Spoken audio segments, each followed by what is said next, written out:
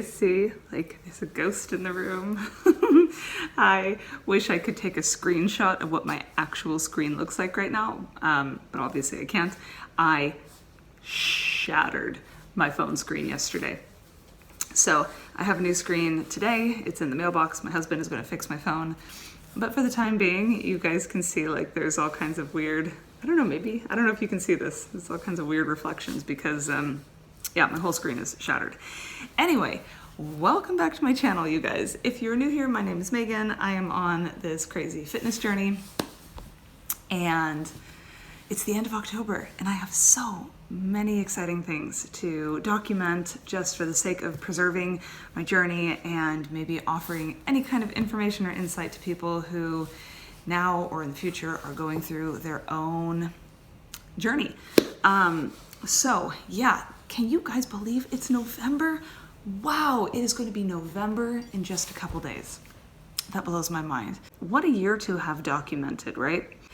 So I don't remember where I left off, but I will say that I'm going to talk right now about what I have done this month, what I have learned this month, and then I'm going to cut the video, and in a couple days, I'm going to get into the home gym when I have a minute, and I'm going to film all of my measurements, which I have not done since April.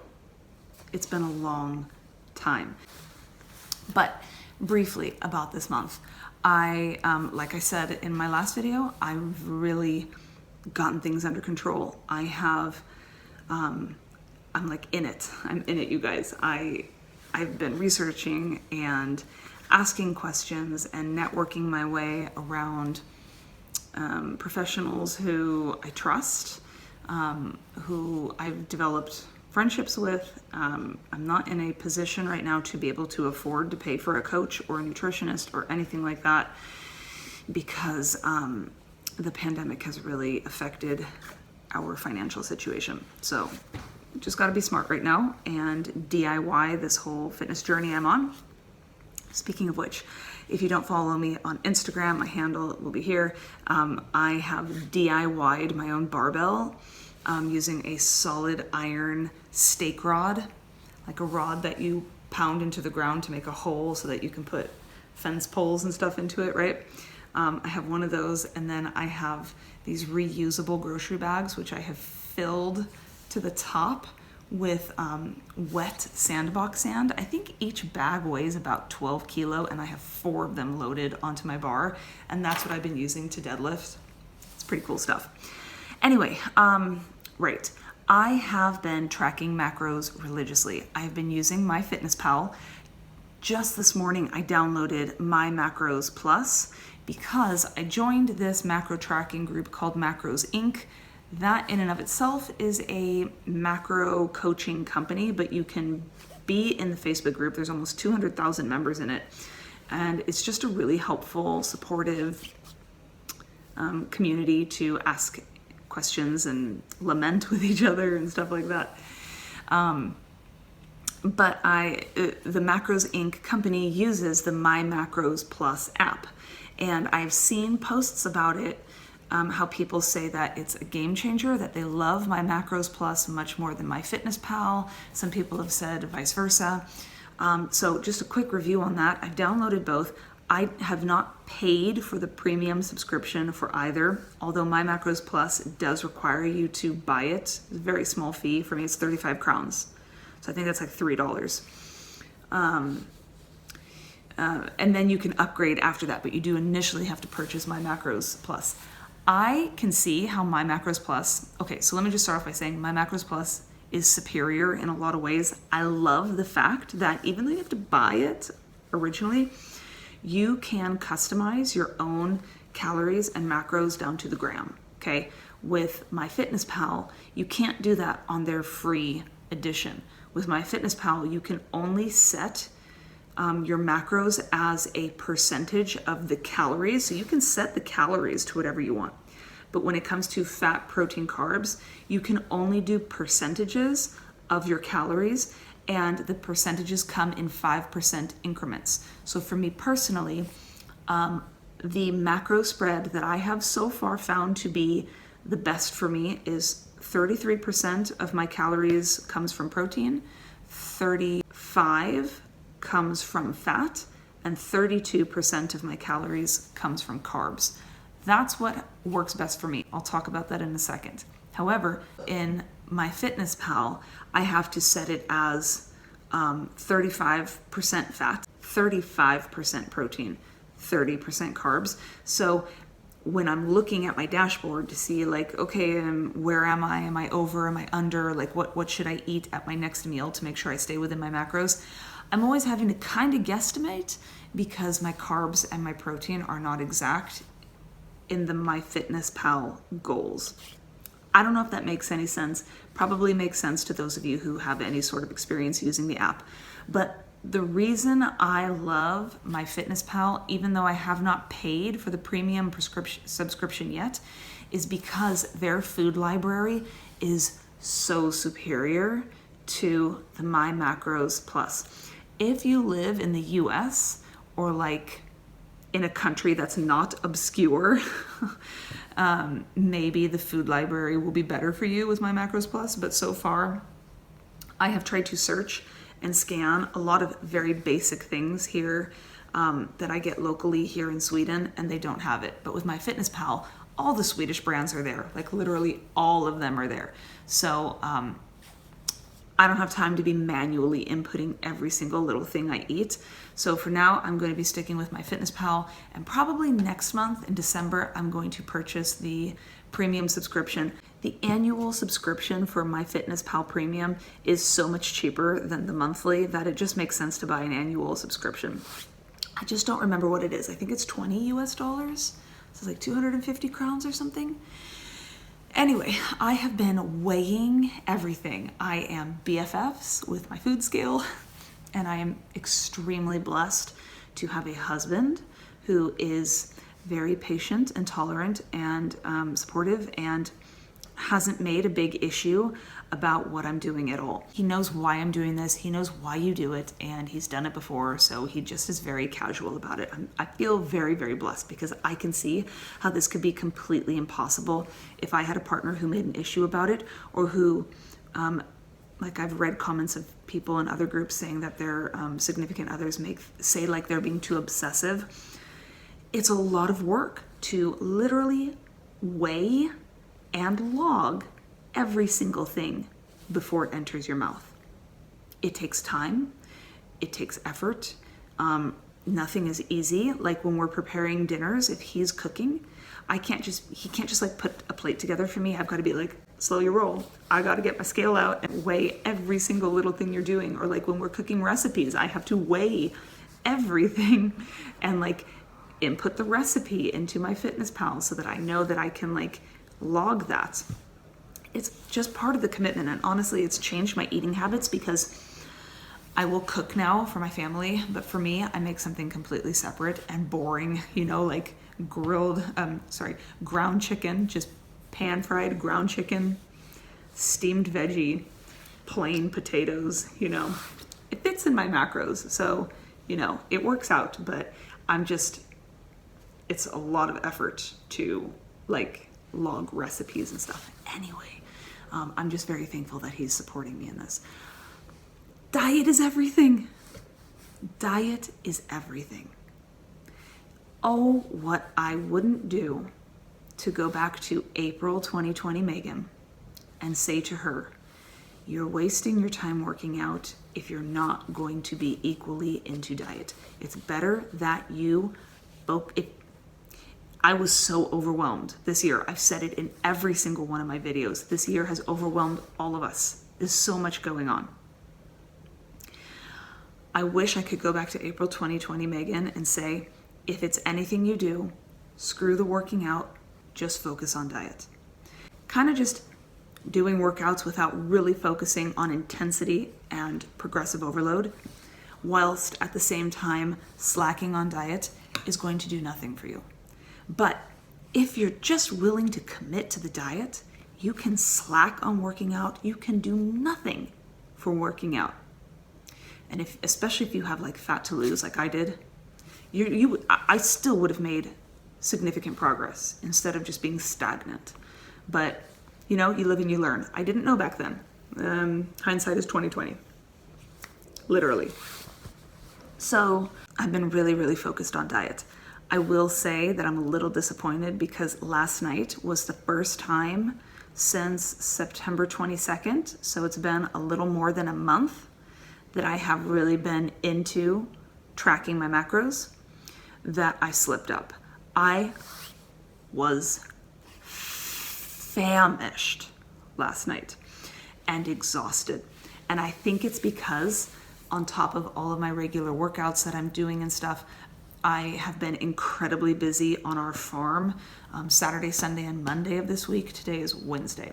So Saturday, Sunday, Monday, I spent hours raking leaves, taking those leaves over to our farm, mulching our beds. I've harvested everything. I've taken everything up. I'm mulching our entire farm and putting the bed to sleep. We've got 3 compost piles. I'll put some pictures over here. We have one that's 3 years old, 2 years old, and then the current one, which is a little more than a 1-year-old. So we finished the current one, but I had to take the 3-year-old and the 2-year-old piles and consolidate them so that I could make space for our new compost pile. And then after consolidating and turning all those, both of those like piles of compost, I then needed to cover them so that they can burn a little bit more. And then we will use the consolidated piles compost next spring before we plant. Anyway, you guys have no idea. You have no idea how backbreaking of a job that was, because I've got no farm equipment. It's all manual labor. It was me and a shovel. Okay, not even my husband, because he's got 3 slip discs in his back. Anyway, so I think that I have overdone it this week, and my body was just famished. The caloric intake that I'm eating right now, just don't think it was enough for that increased cardiovascular activity. Just a note, I started out with a goal of 1,800 calories. I used a ton of online macro calculators. And I just stuck with like the normal 40-30-30 macro ratio situations, like 40% of your calories come from carbs and then 30 for fat and protein. I had to slowly fine tune that because number one, I want my protein to be at the upper threshold, and from everything I've researched, women can pretty much max out at 150 grams of protein, and then beyond that, it's like, you know, apparently like if you eat more than 150 grams of protein, those amino acids will go to some amino acid pool to be used for other cellular activity, but when it comes to like muscle building and maintenance, apparently, I'm not a researcher, but from what I have read, women don't need more than 150 grams.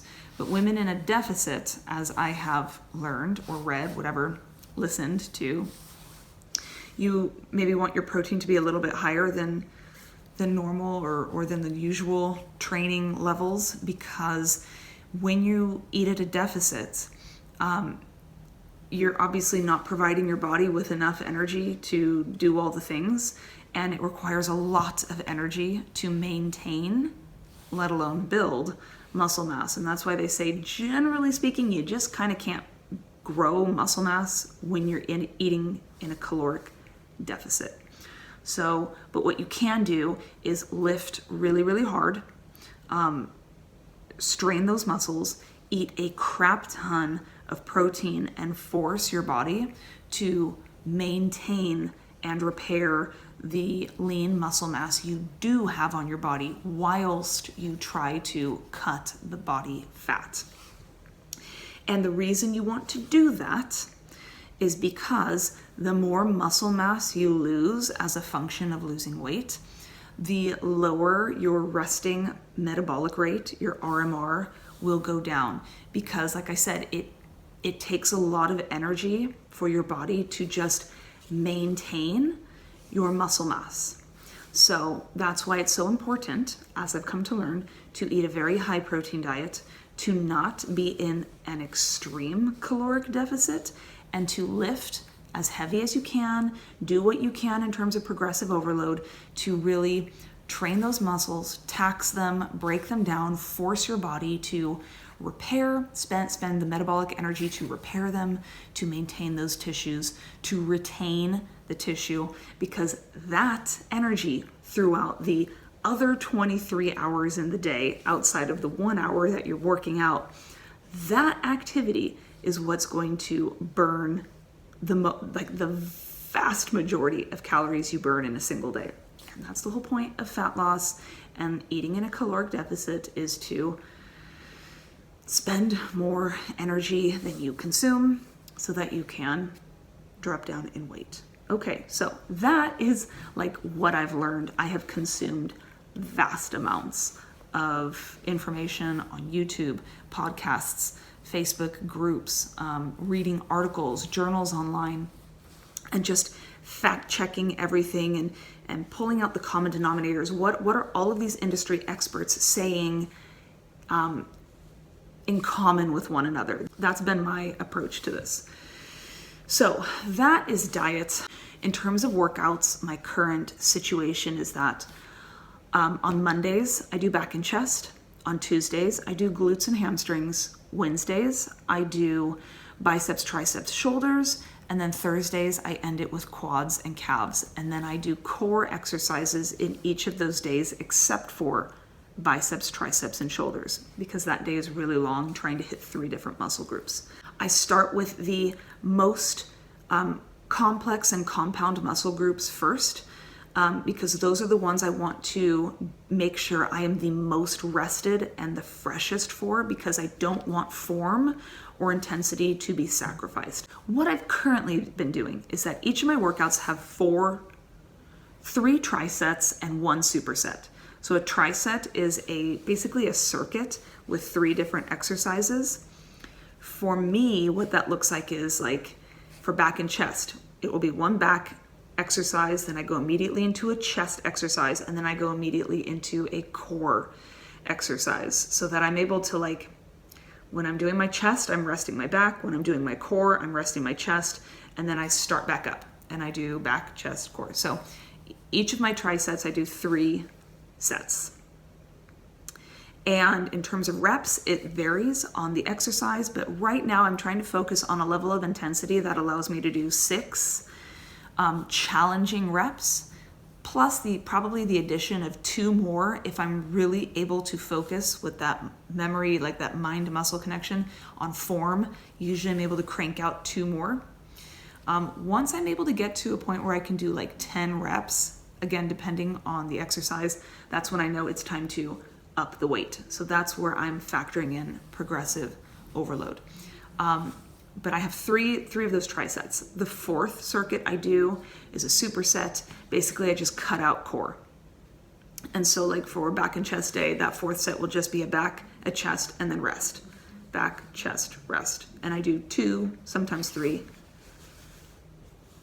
sets of those. Now, I've recently read a string of posts by this guy, Brett Contreras, who I'm sure, like, if you're into working out and stuff, you know him. He posted something recently, and I felt personally attacked because he said that basically he's saying that that's not an effective usage of workout time. You should ditch the trisets, the supersets. You should just focus on like 5 lifts for each of your days and make sure they're compound, so you're working out a bunch of different muscles, and you just focus on intensity, right? He's like, if you have energy to do like a different exercise after you have completed one, you're not doing the one properly, right? And I get that. My only issue is I have a home gym, okay? I am extremely limited in load. I don't have a squat rack. I do have my barbell with sandbags, but I tried doing a chest press with that, and the way that those sandbags move around, it's so unstable that it's totally dangerous. So I'm limited in what I'm able to do, so I'm making the most of what I have. And I personally like the fact that I'm getting a little bit of cardiovascular exercise in by continually moving and keeping my heart rate up, because I am not doing any cardio at all, other than my lifting circuit type thing, and then whatever I do outside of the gym, which is like keeping the house clean and working on farm projects, which is very hit and miss. Right now it just happens to be a very laborious time, but I'm coming off the heels of a couple months where I really haven't had to do anything on the farm. Walking the dogs. I was doing one run day on Saturday mornings. I was running. I was really trying to aim to get a 10-minute mile 10K in every week, but the weather has been really bad. My kids got sick. I've got finals coming up for my Swedish classes I'm taking. So it just isn't, and like we've got a lot of stuff going on in the farm. So it really hasn't worked out, and I'm okay with that. I'm okay with taking a break from cardio. I'm not even doing interval training anymore. I'm just focusing all my energy on my lifts and diet, and then like keeping up with my normal responsibilities outside of all this training. I am very excited to say that for the past 2 weeks, I think it is, I've been able to increase the load on pretty much every single exercise I've done. All of my core work is now weighted. I'm significantly adding on weight for each of my exercises, which is so exciting because it means I'm building strength. I might not be building muscle mass because I'm in a deficit, but I am building strength, and I am being able to continue keeping the intensity up. I think it just means that my muscle tissue is being worked properly, it's being maintained and repaired properly. And that's what's so cool about this whole thing, is each week poses a new challenge because you've dropped a little bit more weight, you have increased your weights a little bit more, your body is in a state of change, and it's a very fluid and flexible situation where you can't just stick to one level. So a few days ago, October 24th, so it was like 4 days ago, I weighed myself, and I am now down to 68.45 kilos. It's the lowest I've gotten this entire year so far. It's validating to me. It means it's working. I think I have so far lost 1 kilo in about a month's time, which is my goal. I'm wanting to drop about 1/4 kilo each week. So I feel like so far everything's working. I mentioned that I had started out with 1,800 calories. I have since dropped down to 1,760, I think, sort of to account for the drop in weight because I want to maintain that level of weight loss. And now this video is super long, but that's that. I have a lot to offload, and I think maybe now I'm gonna make this part 1 and just leave it at that, where I talk about diet and exercise, what I'm doing right now, and then the part 2 upload will be my weigh-in. So thank you for bearing with me, you guys. I will upload both of these videos on the same day so that it's not like leaving anything hanging. But yeah, I'm really excited to start November. I'm terrified also. Who knows what kind of roadblocks or challenges are ahead of us, but hopefully I can stick with it and just see what happens in the next few months. So I'll see you guys soon. Bye.